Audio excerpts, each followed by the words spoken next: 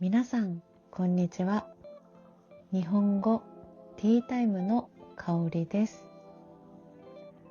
突然ですが、皆さんはすみませんという言葉を聞いたことがありますか？日本語を少し勉強したことがある方ならきっと知っている言葉だと思います。すみませんは英語で I'm sorry や excuse me と訳されることが多いですよね。でも実はこのすみません、謝罪、謝ることだけじゃなくて感謝を伝えるときにも使われるんです。今日はそんな不思議な言葉すみませんについてお話ししたいと思います。今日もお茶やコーヒーまたはお酒でも飲みながらのんびり聞いてもらえたら嬉しいです。少し私の経験をお話ししますね。私がカンボジアのホテルで働いていた時のことなんですが、日本語がとても上手な外国人のお客様が滞在していたんです。それでその方が何かをしてくれた時に私は思わずすみませんと言ったんですね。そしたらすみませんじゃなくてありがとうって言うんだよって言われたんです。日本人はすみませんって謝りすぎとも言われました。確かにそうかもしれないです。もう癖ですぐに出てしまうんですよね。その時はそっかって思ったんですが、でも日本語って不思議なもので、すみませんにはありがとうという意味も含まれているんです。今日はこのすみませんを深掘りしてみましょう。まずすみませんがどんな場面で使われるのか見ていきましょう。大きく分けると3つのパターンがあります。まず1つ目が謝罪、謝る時のすみません。例えば遅れてすみませんとかご迷惑をおかけしてすみませんという感じですね。これはイメージしやすいと思います。英語なら I'm sorry や excuse me ですよね。2つ目が呼びかけのすみません。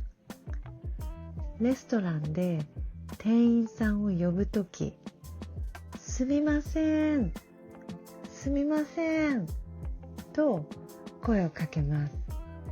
英語ならこれも excuse me ですね。日本ではレストランや居酒屋で軽く手を挙げてすみませんというのはごくごく普通なことです。ちょっと気になって調べてみたんですが、この呼びかけが失礼になるかどうかって国によって違いますよね。アメリカやイギリスなどの英語圏、またはフランス、イタリア、スペインでは失礼に当たるけど、日本や韓国、中国、ベトナムでは失礼にならないんです。大まかに言うと、欧米では失礼、アジアでは失礼ではないということみたいですね。ただこれはネットで調べた情報なので、実際は違うよっていう方がいたらぜひコメント欄で教えてください。で、話が脱線したので戻しましょう。3つ目が感謝のすみません。これが外国の方には少し不思議に聞こえるかもしれません。例えば重い荷物を持ってもらった時とか、席を譲ってもらった時に、すみません、ありがとうございますとか、とっさにすみませんと言ったりします。英語なら Thank you so much や You shouldn't have に近いんでしょうか。何かをしてもらって申し訳ない、でも嬉しいという気持ちが混ざった感覚ですね。こうしてみると、一つの言葉で謝罪、呼びかけ、感謝を表現できるんです。謝るだけじゃないんです。次に、すみませんの丁寧さのレベルについてもお話ししておきますね。すみませんにも丁寧さの段階があります。一番カジュアルなのが、すまないとかすまんです。これは親しい間柄でもめったに使わないし、言われることもあまりありません。ぶっきらぼうに聞こえるので、アニメとかで男性が使うイメージですね。あとは友達にテキストでふざけてすまんみたいな感じで送ることはあるかもしれませんね。さらにめちゃくちゃふざけた言い方だとすんまそんっていうのがあります。すんまそん、これは日本のお笑い芸人の方が使って少し流行った言葉なんですが、90年代くらいの話なので、最近の人は、全然使わないので覚えなくて大丈夫だと思います。次に、すみません。これが一番標準的で、日常のほとんどの場面で使える表現です。さらに丁寧にすると、申し訳ありませんになります。申し訳の申しは言うという意味で、訳は理由のことです。つまり申し訳とは言う理由、いわゆる言い訳ということなんです。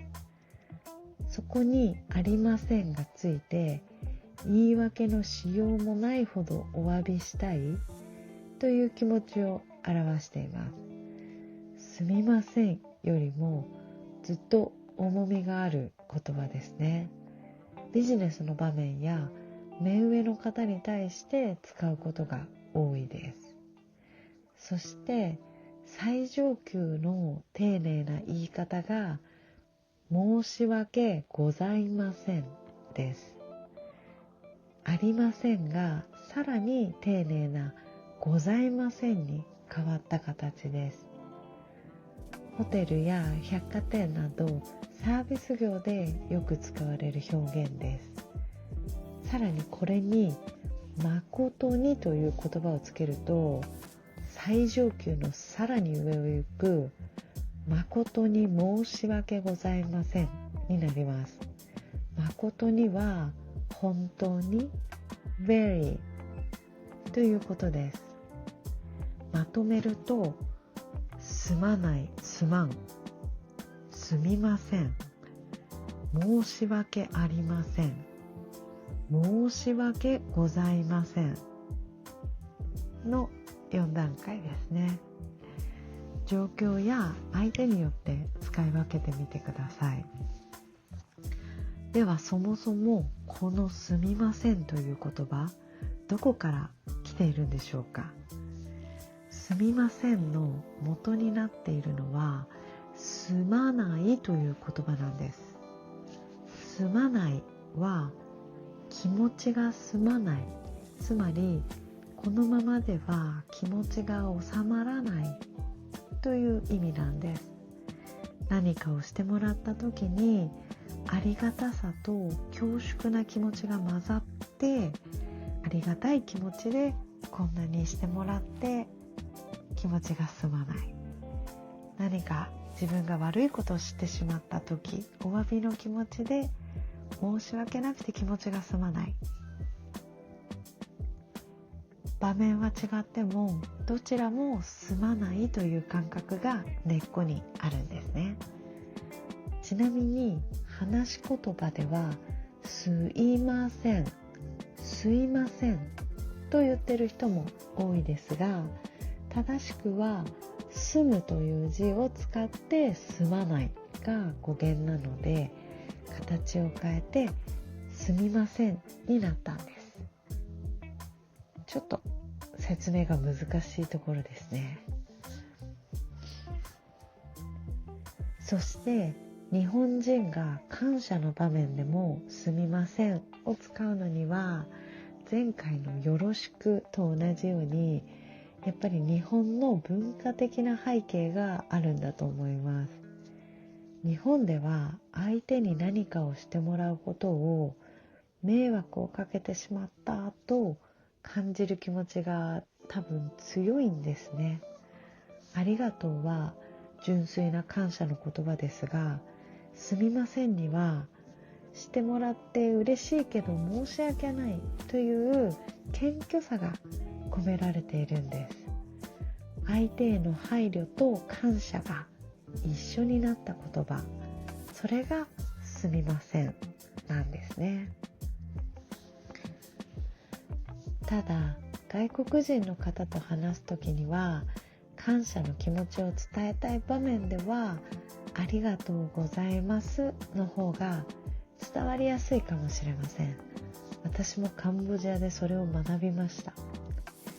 日本語のすみません、謝罪にも呼びかけにも感謝にも使えるこの言葉、日本人の考え方や気持ち、文化がぎゅっと詰まってる気がしませんか？